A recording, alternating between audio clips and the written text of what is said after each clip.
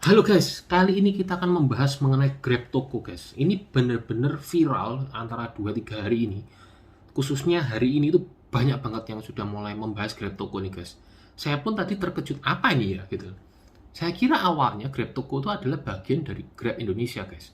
Grab yang kalian tahu sendiri lah, kayak Gojek gitu kan. Nah, ternyata bukan loh guys.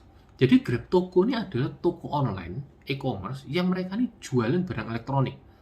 Yang terakhir-terakhir ini viralnya tuh mereka tuh berani ngiklan-ngiklan di TV, ngendorse influencer, bayar pasti bayarnya kan nggak murah itu guys. Dan mereka ngiklan juga, mereka berani jual HP seperti iPhone 11 yang harganya 15 juta, mereka cuman jualnya cuma 7 jutaan guys. Bener-bener murah emang guys.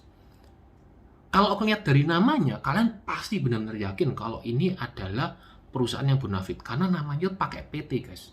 Dan kalau kalian cek benar-benar di lembaga pemerintah, nama PT-nya itu benar-benar real, bukan palsu. Jadi mereka pakai nama PT Grab Toko Indonesia. Nah, yang jadi masalah di sini adalah apa?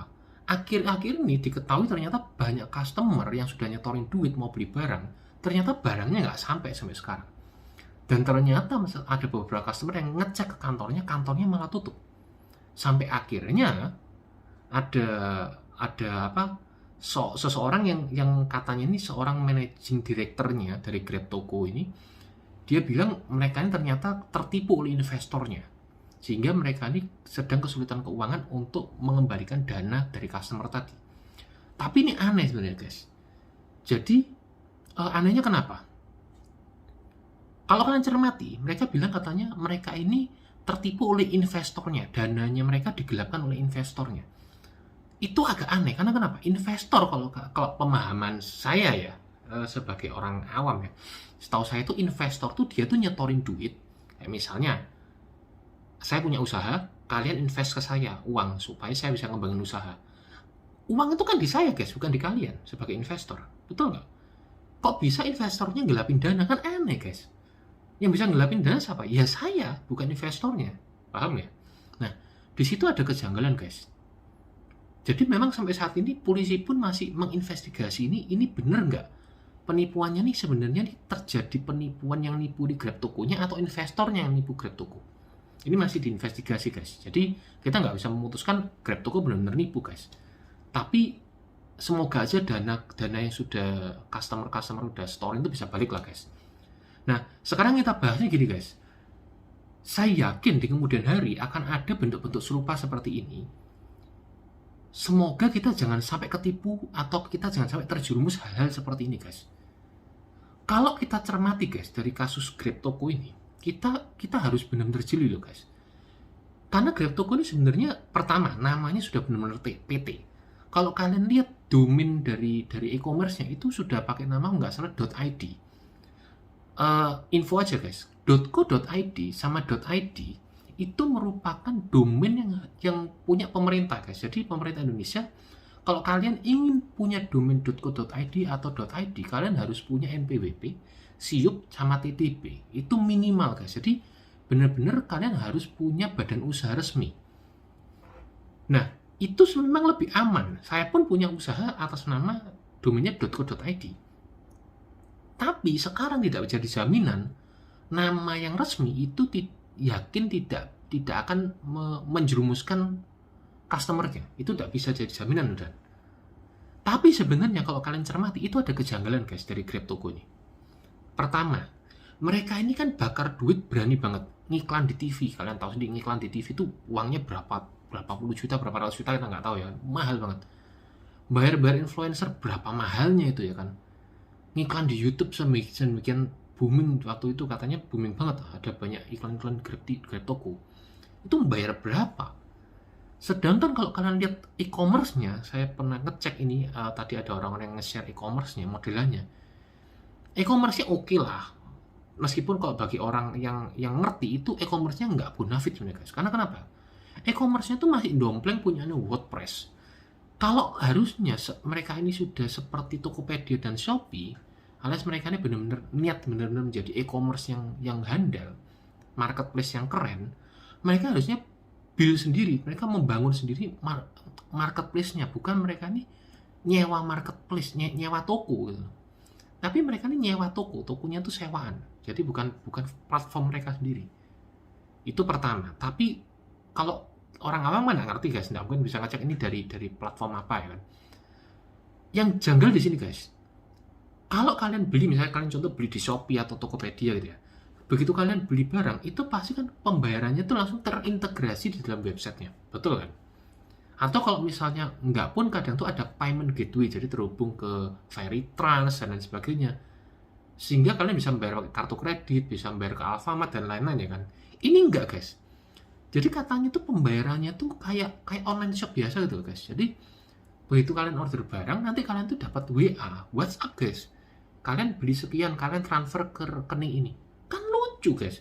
Kalian bayangin ya, perusahaan e-commerce besar yang katanya besar, mereka ngiklannya banter, berani gila-gilaan iklan, tapi sistem pembayaran e-commerce-nya, websitenya masih kayak gitu guys. Itu kan aneh guys. Nah itu harusnya sudah jadi sinyal pertama, ini ada yang nggak beres. Kenapa mereka tidak membangun website yang benar-benar pro, baru mereka ngiklan? Kok mereka berani ngiklan gila-gilaan padahal websitenya masih nggak pro sama sekali. Tapi misalnya ada lagi yang mungkin, itu kan masih baru, mungkin mereka baru startup, mereka harus ngehemat dana, oke lah. Yang jadi aneh lagi gini guys, jadi kalau ada yang pernah ngecek akunnya IG-nya GrabToko, sekarang udah nggak ada, akunnya udah diblokir karena ada indikasi penipuan kan.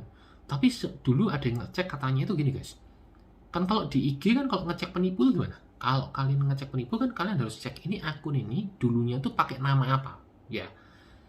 Kan biasanya kalau orang punya akun IG yang benar-benar sip, itu tuh namanya tuh nggak ganti-ganti, yaitu tok. Tapi ini katanya tuh namanya tuh, nama sebelumnya tuh ada beberapa. Jadi nama grabtoko.id itu bukan nama yang dari awal, jadi itu nama baru. Jadi sepertinya mereka tuh beli akun, terus mereka ganti namanya mereka posting udah. Jadi mereka kayak punya akun IG yang udah tiba-tiba followernya banyak. Ya nggak salah juga kalau mereka nggak ada kasus seperti ini, tapi ternyata ada kasus seperti ini. Jadi memang ada, memang saya pun juga pernah beli akun gitu ya, saya buat jualan. Sebenarnya nggak worth it juga karena kita nggak beli dari awal, jadi segmen marketnya ini nggak sesuai kadang. Kalau perusahaan e-commerce yang benar, harusnya mereka pasti beli dari awal. Nggak mungkin mereka tuh beli akun guys, itu aneh banget. Mereka harusnya tuh bener-bener bangun dari awal. Makanya itu sinyal kedua yang bener-bener aneh udah. Ya itulah, dari kedua hal itu, dari masalah platform, dari masalah hal-hal ini, harusnya kita udah mulai waspada. Ini jangan-jangan ada yang nggak beres. Mungkin sebagian orang-orang yang sudah transaksi di GrabToko pasti juga sebelumnya mungkin menyadari mereka. Mungkin ini perusahaan ini nggak bener, tapi mereka ya udahlah, gambling lah, transaksi aja. Karena toh harganya murah gitu loh. Ya itulah. Jadi sistem penipuan maupun sistem yang kadang-kadang itu bukan penipuan tapi akhirnya berujung pada hal yang nggak benar seperti ini. Biasanya itu dengan iming-iming kalau nggak harga murah, kalian dapat imbal hasil besar dengan nyetorin sejumlah dana. Biasanya masih seperti itu. Itu untuk membangkitkan rasa serakah kita sebagai manusia.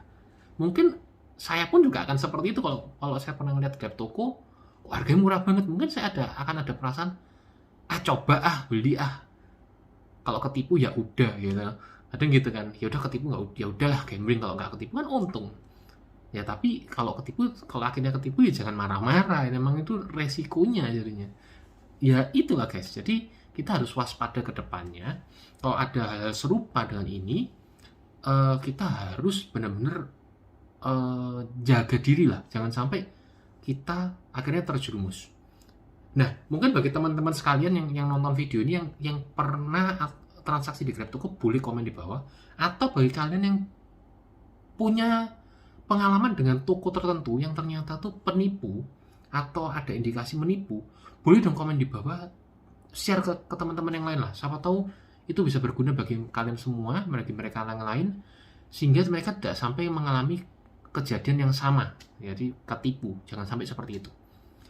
Oke guys, sekian, kita doakan semoga kasus GrabToko ini selesai dan dana customer yang dari store kan bisa balik guys. Oke, see you.